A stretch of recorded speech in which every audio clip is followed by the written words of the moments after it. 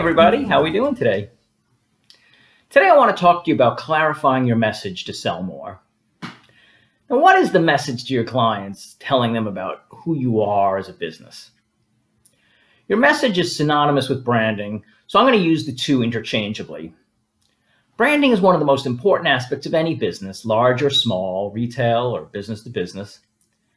An effective brand strategy gives us a clear message, and if you have a clear message, it can give you a major edge in an increasingly competitive market. Now, what exactly does branding mean, and how does it affect a small business like yours?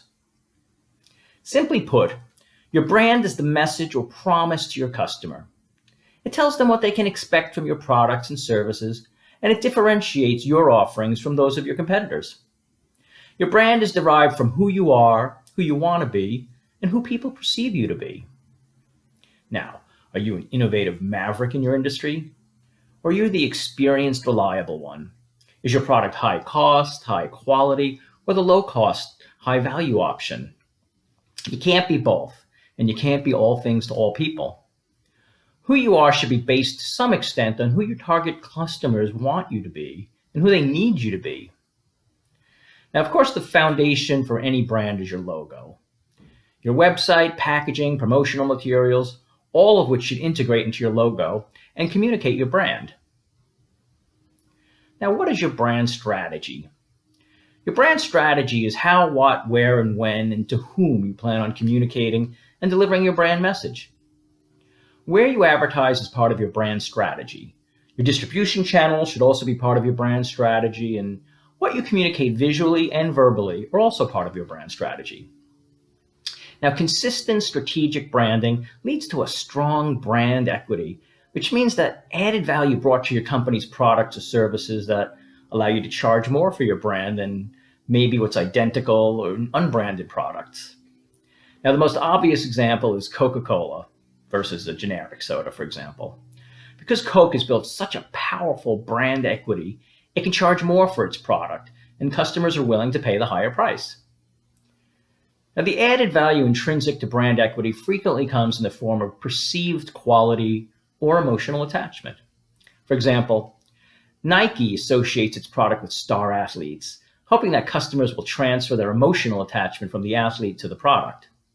For Nike, it's not just the shoe's features that sell the shoe. So how do you define your brand? Defining your brand is like a journey of business self-discovery. It can be difficult, time-consuming, and uncomfortable. It requires at least the very least that you have some idea to questions like these. What's your company's mission? What are the benefits and features of your product or services? What do your customers and prospects already think of your company? What qualities do you want them to associate with your company? Do your research, learn the needs, habits, and desires of your current and prospective customers, and don't rely on what they think. You need to know what they think. Because defining your brand and developing a brand strategy can be complex. Consider leveraging the expertise of nonprofit small business advisory groups like the Small Business Development Center. And once you've defined your brand, how do you get the word out there? Well, here are a couple of simple time-tested tips. Start with a great logo. Make sure you place it everywhere. Then write down your brand messaging. What are the key messages you want to communicate about your brand? Every employee should be aware of your brand's attributes. Then you want to integrate your brand. Branding extends to every aspect of your business. How you answer your phones, what your salespeople wear on sales calls, your email signature, every part of your business. You should also create a voice for your company that reflects your brand. The voice should be applied to all written communication and incorporated in the visual imagery of all materials, both online and off. Is your brand friendly? If so, be conversational. Is it ritzy? Maybe then you want it to be more formal. You get the gist. Anyway, also remember to develop a tagline. Write a memorable, meaningful, and concise statement that captures the essence of your brand. Design templates and create brand standards for your marketing materials. Use the same color scheme, logo placement, look, and feel throughout everything. So everything seems to be consistent. When they see this, they automatically think of you. And if they think of you and your logo and your business, hopefully they're going to think of your message. Now, you don't need to be fancy. You just need to be consistent. Be true to your brand. Customers won't return to you or refer anybody else if you don't deliver on your brand promise.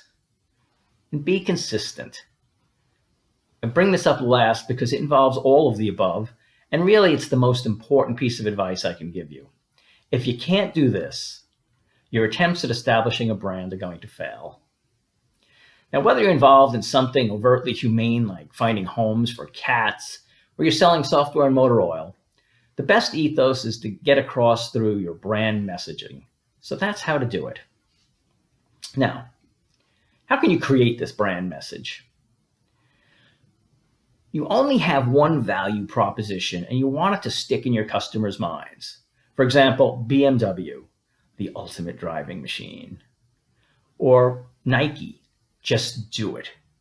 It's ubiquitous with the brand. It's everywhere, everyone knows it. Now, it's essential to be one thing in the mind of your customers, but how do you determine what that one clear message should be? Now, the answer is to triangulate. And the basic notion of triangulation is that you figure out a location, if you know the distance, relative to 3 other distinct points. This is how ship's captains stay out of the Bermuda Triangle. You look for the intersection of 3 perspectives to identify your promise: the customer perspective, internal perspective, and the marketplace perspective. Now, here's what the 3 essential perspectives look like to help create your brand message. We'll start with the customer perspective. First thing you need to do is get into your customer's head. What matters to them? Don't presume. Interview customers, survey them, pay attention to them on social media, follow them around the mall if you have to. But start thinking about what your customers value most and keep track of the keywords that you hear repeatedly from them. Next is the internal perspective. For a brand promise to be effective, it has to be true. What is it about your product or service that makes it unique? Where do you create value? Talk to people inside your organization. As a founder, what's your vision? What's the top salesperson doing to close sales? What's unique about your manufacturing process? Then finally, from the marketplace perspective, only one brand can own a position. How do your competitors position themselves? Look at their taglines. Read the About Us copy on the websites.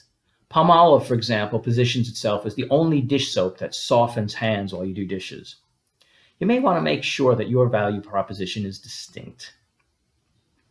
Now, where your brand message lives. Once you have your insights written down, divide them on a Venn diagram, let's note the 3 overlapping circles, and show how the perspectives intersect and how. Another key aspect important for your brand messaging is looking to the future for potential growth. So now we've gone over the basics. I want to give you some specific tips for creating an awesome brand. When you create your message and your brand, it's imperative that you think about everything from your logo to color scheme to the tagline. You also have a memorable brand name, strong message, support system, and all the necessary legalities like getting trademarks in place. But that's only the beginning of your branding process to get your message out there. To help you complete creating your awesome brand, here's a few tips to help. How do people see you? Your personal brand, it's never what you say it is. It's actually what everyone else says it is. So the first place to begin in the building of growth for your brand is to know what other people think of you. You can find out how others view you by Googling yourself, holding focus group, maybe close friends, asking a life or business coach to conduct a 360 analysis on your behalf. We do this for perspective. Next, build an online platform. Build your own platform, such as a blog or a website that you own. Then amplify your content and engage with your audience on social networks. Use LinkedIn, Facebook, Twitter, Pinterest, and Instagram. Those are probably the best, but there are plenty of options. Find out what social network resonates best for you. The secret, don't wait to be perfect. Just start. You'll figure it out. You'll tweak it as you go, but you got to get in there and start. Now, a couple of pointers to keep in mind when creating your brand. make sure you're authentic, because people see through it when you're not, and it actually doesn't work. It backfires. Also, make sure you have a unique voice. People want to know what you have to say, what's different about you, what's special about you. Of course, make sure you build an email list. Make sure you have a memorable design. And if you can, create a memorable slogan that expresses your mission and purpose. And finally, make sure you empower your customers. And don't forget to harness the power of content marketing, guest blogging, and networking. Because all of these things are going to go a long way to help you developing your brand and making sure people are interested. Now, make sure you weave your brand into everything you do. Personal branding should be a large part of it. It should be in every part of your business, every part of your life. It shouldn't just be the clothes you wear, but every action with friends and business colleagues. Your brand should show you how you blog online and when you network. It should permeate every part of your existence. Next, be consistent. As a customer, think about the brands you're most loyal to. Chances are they've earned your trust because they're dependable. For example, Zappos is known for delivering superior customer service. Maybe Dropbox includes its signature hand-drawn blue box logo in all of its messaging, but make sure it's consistent across all methods of media and your communications. Now, the next one is, the reality is you can't please everybody, so don't even try. You can't be everything to everybody. So learn to be the best brand possible to a specific set of users. You can't please everyone, it's not even possible. But try to figure out one group that your message resonates with and aim at them. Of course, don't be afraid to be yourself, even if that means saying things that no one else will. Remember, you're not in business to please everyone. You're in business to grow a business, not to please everyone. Now, of course, it's essential that you produce value in everything that you do. You don't have to be Apple to have an amazing product. Even lower-end products like IKEA produce a lot of value to their customers. And when you're thinking about the value that you can add, ask questions like, what sets this product, service, or company apart from my competitors? What value do you provide, and how does it differ from value provided by the competitors? How do these benefits tap into your customers' emotions? Is what I'm producing for my customer, am I producing enough value for the price I'm charging? Is it well positioned? Is my brand in sync with how I'm marketing myself? So all these things are going to help you confirm that you're producing value, and if not, maybe redirect you to make sure you are producing the appropriate amount of value. Now, also associate yourself with strong brands. Your personal brand is strengthened or weakened by your connection with other brands. Find and leverage strong brands that can elevate your own personal brand. You can begin by looking at the 3 C's: company, college, and colleagues. For example, you could contribute content to your alumni or company newsletter or blog. Lastly, get sneaky with brand building awareness.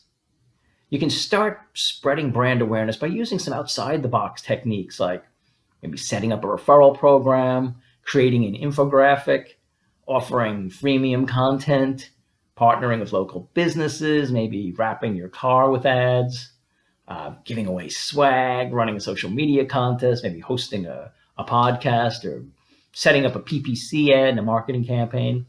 I mean, there's many ways to do it, but be creative. But get the word out there. Who are you? Because if you have a clear message, you get it out there, you're going to do much better. So hopefully this has given you a pretty good idea about how to clarify your message. Having a clear message of your brand is being able to communicate that image. That's the key. Now, I hope you enjoyed that. And don't forget to check out my resource sections. I have more information on this to give you a little more guidance to get you going for formulating and perfecting your own brand. Joe Pastore with Platinum Method Coaching. Until next time, make it a great day.